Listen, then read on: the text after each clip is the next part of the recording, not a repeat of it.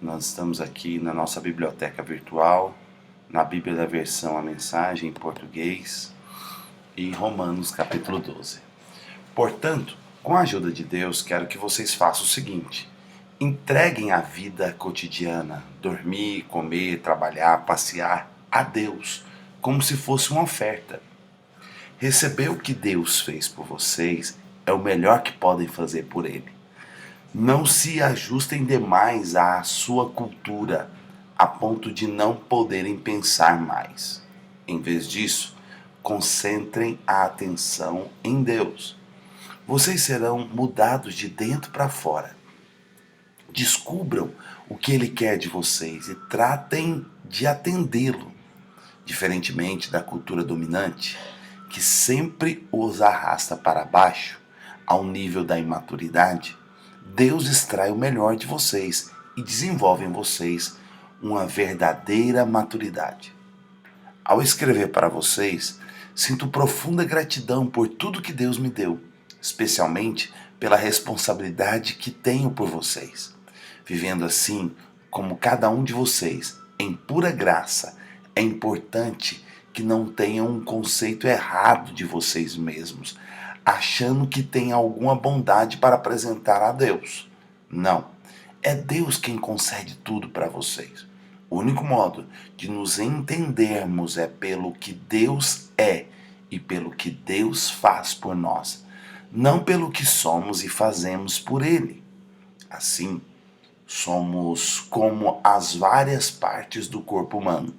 Cada parte tem seu significado no corpo, visto como um todo, mas não ao contrário. O corpo de que estamos falando é o corpo formado pelas pessoas escolhidas por Cristo. Cada um de nós encontra significado e função como parte desse corpo. Não podemos ser como um dedo decepado, que não tem valor. Então, desde que estejamos ligados às outras partes constituídas de maneira genial e funcionando maravilhosamente no corpo de Cristo, sejamos o que fomos feitos para ser, sem inveja ou sentimento de superioridade sobre os outros, sem tentar ser algo que não somos. Se você prega, limite-se a pregar a mensagem de Deus. Se você ajuda, apenas ajude, não tente assumir o comando. Se você ensina, apegue-se ao ensino. Se você tem a capacidade de encorajar, tome cuidado para não se tornar autoritário. Se você recebeu alguma posição de responsabilidade, não manipule. Se você foi chamado para ajudar gente em angústia, fique de olhos abertos, seja rápido em responder. Se você trabalha com os desamparados, não se permita ficar irritado ou deprimido por causa deles. Mantenha um sorriso. Amem de verdade, não de maneira fingida. Evitem o mal ao máximo. Apeguem-se ao bem como puderem. Sejam bons amigos, que amam profundamente. Não procure estar em evidência. Não se deixem esgotar. Mantenham-se animados e dispostos. Sejam servos vigilantes do Senhor, com uma expectativa alegre. Não desistam em tempos difíceis, mas orem com fervor. Ajudem os cristãos necessitados e pratiquem a hospitalidade. Abençoem os inimigos. Não haja uma maldição em suas palavras. Riam quando seus amigos estiverem alegres. Chorem com eles quando estiverem tristes. Ajudem-se uns aos outros, não sejam arrogantes. Façam amigos entre as pessoas mais simples. Não se julguem importantes. Não revidem. Descubra a beleza que há em todos. Se você descobriu em você, faça o mesmo com todos. Não insistam na vingança. Ela não pertence a vocês. Eu vou julgar. Eu vou cuidar disso, diz Deus. As Escrituras recomendam que, se você vir seu inimigo com fome, ofereça-lhe um bom almoço. Se estiver com sede, dê-lhe de beber. Sua bondade irá surpreendê-lo. Não permita que o mal vença em sua vida, mas vença o mal com a prática do bem. Nós chegamos em Romanos 12, gente. Então, o raciocínio coerente de Romanos, você acompanha comigo. Do capítulo 1 ao 3, ele fala do evangelho aos pecadores. No capítulo 4 e 5, ele fala do dom da justiça, justificados. No capítulo 5 e 6, no capítulo 6 e 7, crucificados. No capítulo 8, ressurretos, a vida de ressurreição.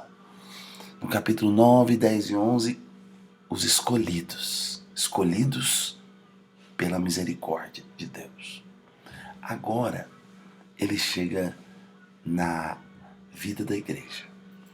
E aí a vida da igreja, que é o resultado final do evangelho aos escolhidos, é a vida da igreja, ou seja, você pega um povo que recebe o evangelho de Deus, que é justificado, que vive a vida crucificada e ressurreta, esse povo que foi escolhido, eles vão viver o quê? A partir do momento que eles recebem essa mensagem, eles vão igrejar, eles vão viver a igreja. Então Paulo agora começa a descrever quais são as expressões essenciais da igreja, que é resultado do Evangelho de Deus. O Evangelho de Deus, uma vez anunciado para uma família, para uma região, para uma cidade, ele vai produzir a vida da igreja, vai produzir o igrejar. Então, no capítulo 12 ao 16, Paulo vai descrever a vida da igreja.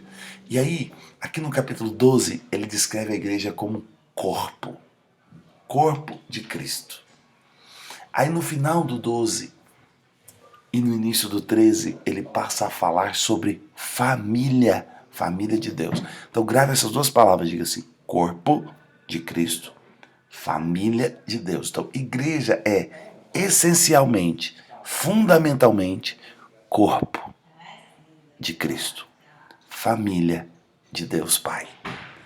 Um corpo para o Filho e uma família para o Pai. Então isso é igreja. Corpo, falamos de expressão e função. Então Paulo fala aqui, olha, não fique atento demasiadamente no que você pode fazer para Deus, mas fique atento no que Deus pode fazer por vocês. E aí ele começa a descrever então que a vida da igreja é como um corpo humano, onde cada membro tem uma função vital importante. E aí ele pega e fala sobre os dons. Fala, um tem capacidade de pregar, então especifique em fazer. Outro tem capacidade de ajudar, foque em ajudar. Outro tem capacidade de ensinar, apegue-se ao ensino. Se você tem capacidade de encorajar, tome cuidado para que não se torne autoritário. Ou seja, Paulo vai agora falando sobre expressões dos dons no corpo de Cristo. Toda família, toda comunidade cristã básica, ela vai ser investida de pessoas com capacidade de pregar, outros com capacidade de socorrer, outros com capacidade de ensinar, outros com capacidade de liderar, outros com capacidade de encorajar. E ele vai colocando esses dons, como eles devem funcionar e como eles devem funcionar no calibre certo. E ele vai mostrando como os dons devem funcionar. Ou seja, como a igreja deve funcionar como corpo de Cristo. Aí no versículo 9 em diante, ele começa a descrever características da família de Deus, da igreja como família. E aí ele começa a falar que a família ama de verdade, não de maneira fingida. Então eu gosto de dizer muito sobre você ter uma experiência da mesa com seu irmão. Se você tem algo contra ele, você vai ter com ele e vai confrontar, não é afrontar. Afrontar é atacar a identidade, não. Você vai confrontar o comportamento que está fora do padrão, segundo as escrituras, segundo os princípios absolutos de Deus. Então, é aquilo que a gente fala de bater um papo reto da experiência da mesa. Não importa se o seu irmão é um pastor, ou é um profeta, ou é um apóstolo, ou é um irmão que ensina, ou é um irmão rico, ou é um irmão pobre, ou é um irmão que tem posição, ou é um irmão que não tem posição. Não importa, na mesa somos todos semelhantes e somos todos irmãos. E você vai amar de maneira não fingida, amar verdadeiramente, evitar o mal, apegar ao bem, bom amigo, que ama profundamente, né? E aí ele vai descrevendo aqui sobre mantermos sempre animados, dispostos, sermos vigilantes e com uma expectativa alegre, né? E ele fala sobre não desistir de tempo difícil, sobre sermos hospitaleiros, abençoar os inimigos, quer dizer, não revidar e pagar o mal com o bem. Isso são características da família de Deus. A família de Deus, ela tem valores superiores, absolutos, ao ponto de amar de verdade e amar até seus inimigos. Aí no capítulo 13, é um capítulo menor, Paulo faz uma descrição de como essa família de Deus se relaciona com as autoridades. Eu vou ler aqui o capítulo 13 também, então aqui vai ser Romanos 12 e 13, ok? Sejam bons cidadãos, todos os governos estão debaixo de Deus. Se há paz e ordem, é ordem de Deus, então vivam de modo responsável como cidadãos. Se forem responsáveis para com o Estado, estarão sendo responsáveis para com Deus, e Deus pedirá conta disso. As autoridades constituídas só serão uma ameaça se desobedecerem. Os cidadãos decentes não têm o que temer. Querem estar em boa situação com o governo? Sejam cidadãos responsáveis, e o governo trabalhará a seu favor. Mas, se vocês desobedecem às leis o tempo todo, cuidado! Os guardas não estão aí apenas para serem admirados por seus uniformes. Deus também tem interesse em manter a ordem e os usa para isso. Portanto, vivam com responsabilidade, não apenas para evitar punição, mas por ser a maneira certa de viver. É por isso também que vocês pagam impostos, para que a ordem seja mantida. Cumpram suas obrigações como um cidadão. Paguem seus impostos, paguem suas contas, respeitem seus superiores. Não façam dívidas, a não ser a imensa dívida de amor que vocês têm uns para com os outros. Quando vocês amam uns aos outros, estão cumprindo a lei, o código da lei. Não durma com a pessoa casada, não tire a vida de ninguém, não pegue o que não é seu, não fique o tempo todo desejando o que você não tem e todos os outros nãos que você pensar. Se resume nisso o código da lei. Ame o próximo como a você mesmo. Você não faz nada errado quando ama o próximo. Adicione tudo ao código da lei e a soma total sempre dará amor. Mas cuide para não serem absolvidos pelas obrigações diárias a ponto de perderem tempo e se distraírem de Deus. A noite está quase acabando. O dia vai raiar. Estejam atentos ao que Deus está fazendo. Ele está dando os últimos retoques na obra de salvação que começou quando cremos. Não podemos desperdiçar as preciosas horas do dia em futilidades, preguiça, distração, brigas e disputas.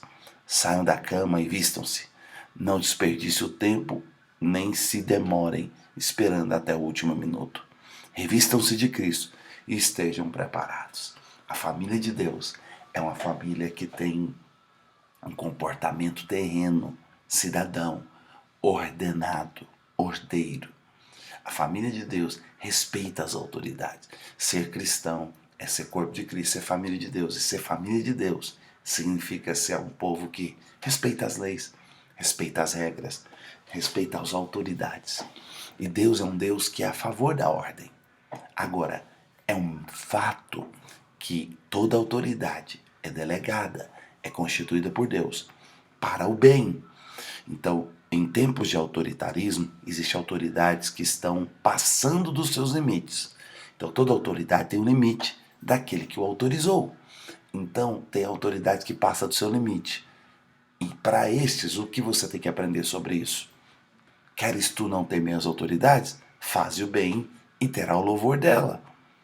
Cidadãos decentes não têm o que temer. Então, se você vive nos princípios do código de Deus, de andar em amor, então você não tem nada a temer. Mas e se você está fazendo bem, como está acontecendo no Brasil hoje, alguns cristãos conservadores que defendem família, que são contra o aborto, que são contra a liberação das drogas, que são contra o autoritarismo, que são contra a estatização, a perda da liberdade das famílias, estão sendo perseguidos e presos. O que fazer diante de um cenário como esse? Bom, em cenários como esse, por exemplo, na China tem cristãos hoje que eles são perseguidos porque estão lendo a Bíblia, são perseguidos porque estão pregando a palavra de Deus, são perseguidos, presos e alguns até fuzilados. Eu tenho amigos missionários lá, chineses, que contam histórias horrorosas que acontecem dentro da China comunista, perseguindo os cristãos, prendendo e até matando.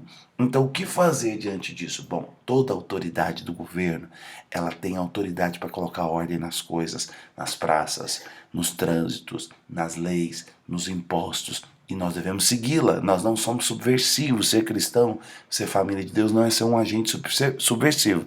Nós somos agentes temperantes. Nós somos sal que tempera no meio da podridão e luz que ilumina no meio da escuridão. Nós resistimos sem sermos insubmissos. Tem um princípio que é ser de submissos, porém desobedientes. Aqui é que está um ponto que muita gente tropeça.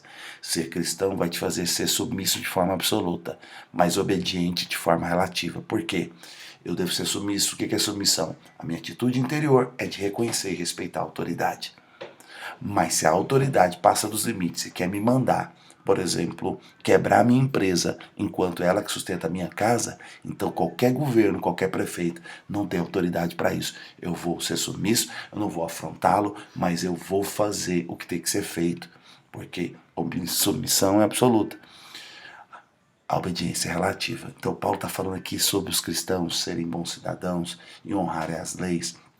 E no final das contas, as leis andam no seguinte princípio: o amor. Quem anda no amor jamais vai quebrar leis. E se andar em amor quebrar alguma lei, é porque as leis estão sendo autoritárias e elas devem ser desobedecidas. Entende o que eu estou dizendo? Então, família de Deus, corpo de Cristo, é disso que nós falamos hoje. Muito rico. Isso é uma das colunas vertebrais da vida da igreja.